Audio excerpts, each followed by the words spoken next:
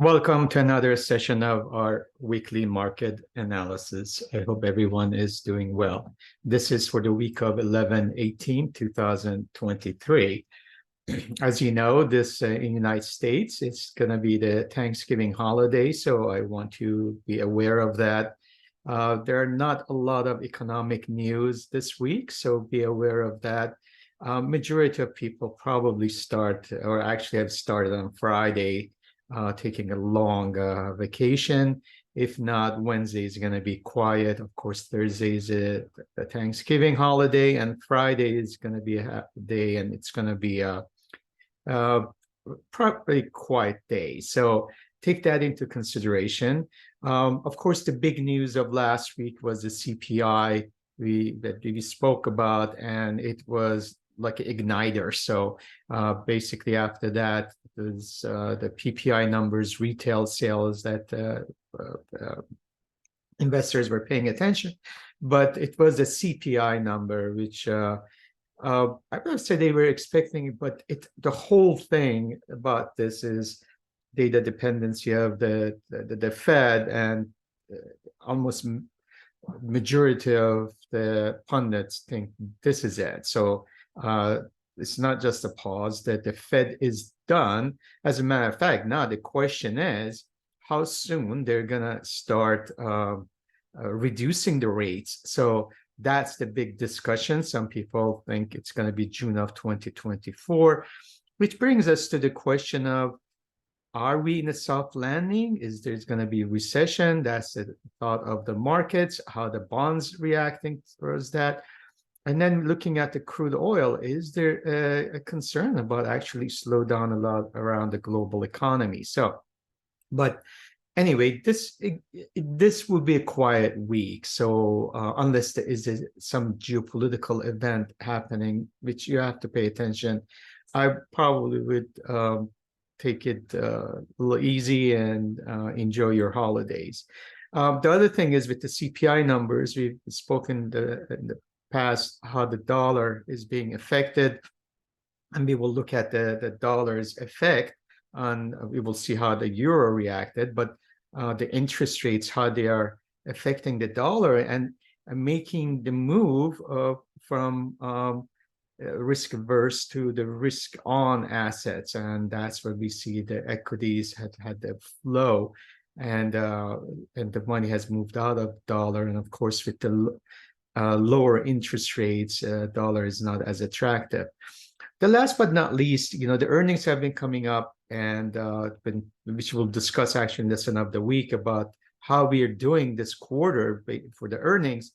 Walmart actually beat it. It's been doing fantastically when we look at the chart of Walmart.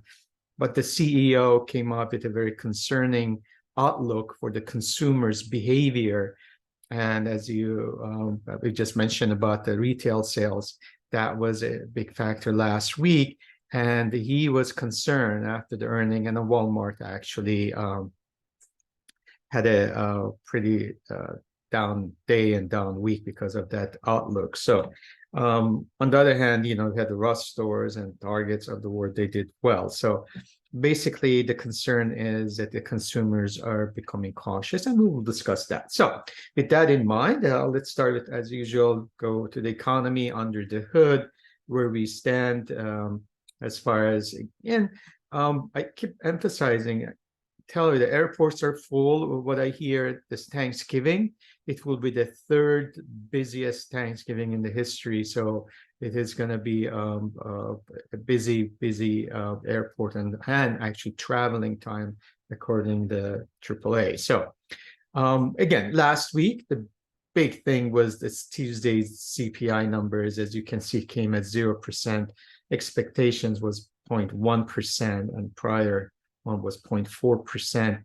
Also on a core CPI, which excludes the volatile food and energy prices, that also came more favorable, and we will discuss that. And after that, we had the PPI numbers, which that also, it was in the negative, so favorable, and the core PPI came lower than expected. And then we had also the retail sales. So what we look forward in the meantime, there is really nothing big. Again, it's a quiet week. One thing I will pay attention is on Tuesday, right, on Wednesday, we have the FOMC meeting minutes at 11 a.m. Pacific Coast time and at 2 p.m. New York time. So let's just dive in a little bit about that CPI, which was, when you look at the charts, it was just unbelievable move. It was almost, well, it looks like more than just a short squeeze and short covering. So it was, and technical bounce. It was just a big move. And one of the reasons, obviously, because of the numbers were favorable. As I mentioned, it's all about interest rates, and interest rates were looks like not only on hold, but the consensus is done. The Fed hasn't admitted that, and especially some of the Fed presidents speaking around last week, they said, no, this doesn't mean, it's like one time, doesn't mean we're going to stop. But the market thinks this is it. So basically what happened was, one of the biggest reasons were obviously because of the oil prices, and which we will look at the charts, you can see how defected actually part of the reason for the CPI down. The energy prices fell 2.5%. And when we look at, as far as looking at a year ago comparisons, down 3 point, we are, and CPI is up 3.2%, which is still not that 2% target. But when you look at a year ago where we were up 7.7%. So that's good news. And but it is, still up on an annualized basis. In the last 3 months, we are up 4.4%. And when we look at the food prices, and we were up 0.3% in October. Now, the core prices, as I mentioned, they stripped the energy and food prices, that we were up 0.2%, but we still up 4% year over year. Again, it was 6.3% in October of 2022 year over year. So that's improvement. Now, we've been discussing this rental inflation. I mean, there is, again, the housing prices, housing affordability, still a challenge with the higher interest rates, although it was, the mortgage rates have come down. It is the demand for rental, but also it depends on the location that you're in. So some states actually it's down, but overall, we were up 0.4% for month over month, and it's still about 6% on annualized basis for the 3, 6, and 12 months. Now, as far as the subcategory, and I've been discussing this, there's Fed looks at the super core. Now, super core takes the food, energy, other goods, and rents out, and all the other things, they were up 0.2%, which is about 3.7% 12 months year over year. And then when we look at the last 3 months, on that was basically up 4.9%. So we're still not out of the woods, but again, the market feels the job is done. And when we look at the M2 tightening, the money supply measure, it is down 3.6%. So that is tight. But again, it depends how that's going to help the Fed to get its 2% target.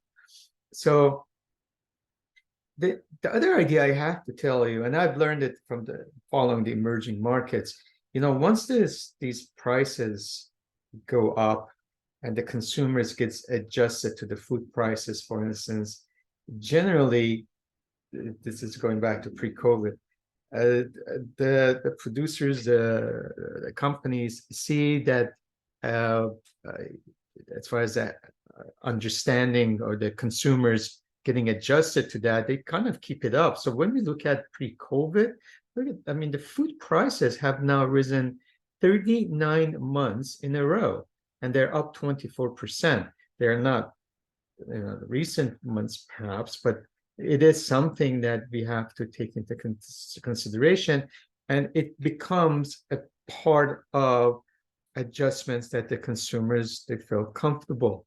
So sometimes when inflation comes, it actually in some categories just stays. As far as our yield curve, we can see that 2-year and 10-year, the spread is still pretty healthy. It's the long term that the curvature is moving up a little bit. So basically, still, it is inverted yield curve. So let's see what kind of a markets did we have. It was pretty nice. It's been amazing days and weeks, but it was amazing Tuesday, I should say. Everything was up. Dow Jones was up almost 2%, NASDAQ 2.37, S&P was up 2.24. And not long ago, we were just looking at in a correction zone when we look at these major indices. Now, we are almost to the all-time high, or at least, I mean, the 52 weeks high in some of these indices. And the Dow Jones is only 1.92 lower than when it was in August 1st, and S&P is only 1.63% where it was in July 31st. So these are the things that how market had that amazing, again, few weeks since end of October. As a whole, even you can see the markets have done well for general market. Now it looks like all the boats are risen and we are up 2.55%. We look at the big winner this week was the small caps, and the lower rates for dollar, I mean, it was, look at these numbers, over 5%, whether growth or value. And but I want you to pay attention to the sentiment. Sentiment, last week we talked about, wow, we are in 42.6. And this week we actually bulls even higher at 43.8. And the bears just slightly higher at 28, which is less than average for the bears, and bulls are more than average. So the sentiment has definitely moved to the positive. But I want to share this with you that, you know, it's November, right? So we've talked about seasonality. Most of the investors, professionals, they're aware of this. And sometimes I think, you know, we talk about November and December being the two strongest months. Basically, we look at, is this a self-fulfilling prophecy? Because everybody's expecting, well, things are moving that way. So we can see that even in the CNN Fear and Greed, last week we were in the fear zone. Now we just skipped the neutral, and then we are looking at the greed zone. So basically there's a little comfort. We are not in extremes, so I want to be aware of that. So next week, you know, again, I think it's going to be not looking at the geopolitics of things. Things could be quiet, so, or could be volatile. When I say volatile, intraday, things could happen, but generally it is probably spirit is positive spirit. People are traveling, so it would be a quiet market from that point of view. Look where we are. Again, I've drawn my Fibonacci from last August's highs, which of course 2023 we went above that, but as you see, we went to the round number 4602 or so, and then we also hit that 127.2%, came back, struggled, or, you know, we've been bouncing from that August highs, went down to the 78.6, bounced back, and now we are getting really close to that 127.2%, nicely above all the moving averages, 821 and 50-day moving average. So the question is, are we gonna go back and hit this, and would that create a resistance? So let's see what happens. So that's one factor I want to take a look at, about the round number of 4,600. This is the S&P cash, so be aware of that. We're at 45.14. But also last week, we were looking at the squeeze, we were looking at the linear regression channel. You see it's very dynamic. Last week, we were very close to the 2 standard deviation, but you see the slope has changed. So again, these LRCs, they are dynamic. So we cannot compare a month ago to today. We are looking at that moment. And right now we are above the 1 standard deviation, but slope is up. The thing is, we've had there are 1, 2, 3, 4, 5, 6, 7, 8, 9 bars, 8 to 9 bars of positiveness. So this could be a good place to pause. And we talked about the momentum change right on the 2 standard deviation. Even when we go back a couple of weeks, we see we were on the lower edge of the standard 2 standard deviation. So the A waves and C waves, they're above. So there's a strength. The momentum is there. The thing is, though, could we have a pause? It's been very strong. On the Bollinger Bands, we did this week with that magnificent Tuesday, that CPI, we broke above the 100-day, and we are embedded. 2 weeks ago, we talked about, last week, talked about how MACD has crossed. So this is strength. Again, it's the seasonality. The Bollinger Bands is expanding. And anytime you see Bollinger Bands expand, that's a sign of strength, not it's overbought or you're going to be, start shorting. No. So this shows strength. The question is, we're coming to some resistance, as I mentioned, and looking at the 127.2. When we look at NASDAQ is in the similar boat, that we broke that 100-day moving average last week. We were talking about it, and it's a beautiful move for CPI. But again, we are embedded, MACD is up. So, but we are coming to some resistance zone. So just be aware of that. And then the Russell, look at this, move on Tuesday. This is unbelievable. But now we went outside, came inside the Bollinger Band. The question is, we are overbought at this moment, and we are under 100-day moving average. So although there is money coming in, and of course you have to remember there's a lot of money in the money market being parked. Last week, I think we had like $23 billion flew in to the equity markets. But there is still resistances, and we are overbought. Dow is has been fantastic in the way that the Bollinger Bands did expand, and we broke that 100-day. But now, again, we went from the lower edge of Bollinger to upper edge. Now we are again pausing, and we are embedded. MACD had crossed, so that has been an unbelievable move. Since the end of October, last week, this has been. I don't recall, similar to this. We've had very few times with that much of a strength and momentum. Transportation, another one, although we are under 100-day moving average, we have broken above 18, and we are just becoming embedded. As far as the VIX is just pausing. We broke below that 100-day moving average. 18 is crossing the 100, and it's embedded. MACD is down, so it shows the signs of, again, risk on. As far as the yield, so this has been the catalyst, right? So the 10-year yield, we've been moved from the upper edge of the Bollinger Band. Next target was the 18-day. Then now we are in 100, close to the 100-day. We are oversold. The question is, will that create a floor for us, and how would that behave? Or are we going to digest this, the consolidation at this moment? Again, MACD is down, so if we get embedded, then that will be good news for the rates. But we are hitting the Bollinger Band as well as 100-day moving average. So again, next week it's going to be quiet weeks, but be aware of that we are sitting in some type of a support, as you can see on a weekly basis, that 18-week.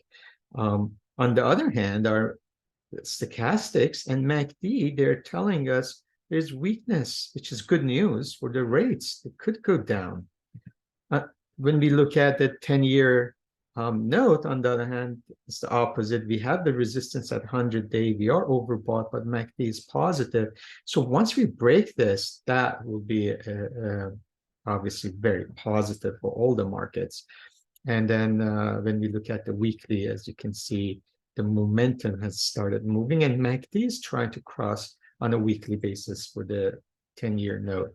As far as the 30-year bonds, we are just moving to the embedded position. MACD is positive, but again, remember we have that 100-day moving average. Dollar has been that story, right? So the interest rates, and then of course you see this, what a big move, that CPI number comes, but we have this support in 100-day moving average, and we are oversold. Sunday night will tell us if you're going to be embedded. MACD has been negative, and so obviously if this keeps going down in the short run, it will be positive for equities as well as, again, commodities, which we will discuss. The euro is complete opposite. Look at what happened with the euro. We are moving to embedded, and we are above the 100-day moving average. Gold had a nice Thursday, but now we are pausing. Again, more of a dollar related. We talked about it was a neutral zone. And that's another reason, if you recall, I think it's important, any type of breakout in the moving averages, you want to use the 2-candle confirmation. So last week we broke below that 100-day moving average, but we were oversold. And although MACD had crossed, but it was not very convincing, but we bounced back, and we were actually hit the 50-day moving average as a support. So, but now we are in a 18-day moving average. I mentioned last week, it looks like, the Middle East is not, geopolitics is not as much of a concern. This is more of an interest rate and the dollar play. And then we look at on a weekly basis, you see how we broke below the 100-week moving average, and this week we moved up. The only concern I have that this week we were overbought, and so we want to see the momentum. If this can turn around and we go up and eventually become embedded, or this is just, again, the confirmation was short-lived as far as, the breakout, and then we will turn around and continue the direction. Again, the dollar, interest rates, we want to watch that. Silver was pretty strong, and we are overbought now. We are outside the Bollinger Band, but we broke above the 100-day moving average. And when we are looking at Bitcoin, again, the dollar play, but it's, I've said it in the past few weeks, is more of a SEC play for the ATF, cash ETF. And it only applies, believe it or not, so far, it's the Bitcoin. So it's the Bitcoin ETF rather than other cryptocurrencies move. So I said it last week, is there's going to be a buy on the rumor and sell on the news, or and when the fact comes. So is that when it's actually approved, are we going to have a sell-off? But right now, they're comfortably above the 18-day moving average, although we did become overbought, you can see, but the momentum is turning back, but the MACD is crossing. So we are really in consolidation. Don't think it's going to be a big leg up till we get that, get a little closer. And again, it will be more of a Bitcoin, I think.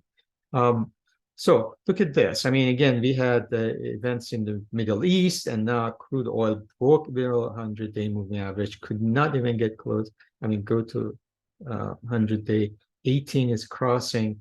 We do have a divergence on the stochastic, so we might have a bounce, but so far it's weak, and that's what it concerns me as far as what is happening with the global economy and China as a whole. So is that a warning? I'm just going to go back to see. Yeah, perfect. All right, so let's look at the expected move. Interesting week. You see that Tuesday we broke above that our expected move upper edge and just stayed there. Beautiful move, and we just stayed there. The same thing with NASDAQ. It just went and just hugged its upper edge of expected move. Now, the Russell was the hero in a sense. 2 standard deviation move. This is 3 standard deviations. Huge move. And then the same story with Dow, outside its expected move and stayed there. And when we look at the bonds or the 20-year TLT ETF, it's just hugged that upper edge of expected move. And then the dollar went the opposite. We went outside to the lower edge and stayed outside the down 2 standard deviation move.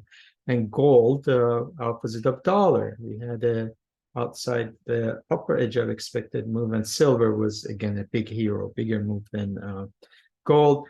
And then financials, strong move, and that's again, remember the lower rates, it's helping their mark to market, their balance sheet. So that was a big move. So financials did well.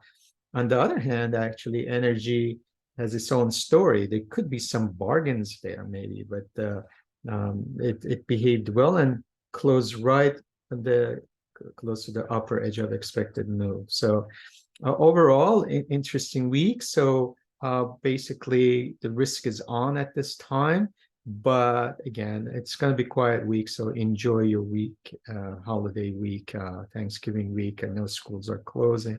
So anyway, with that in mind, I hope that was helpful. We will move on to our second segment. Thank you so much. Have a wonderful pause, and then we'll discuss the second segment, the lesson of the week.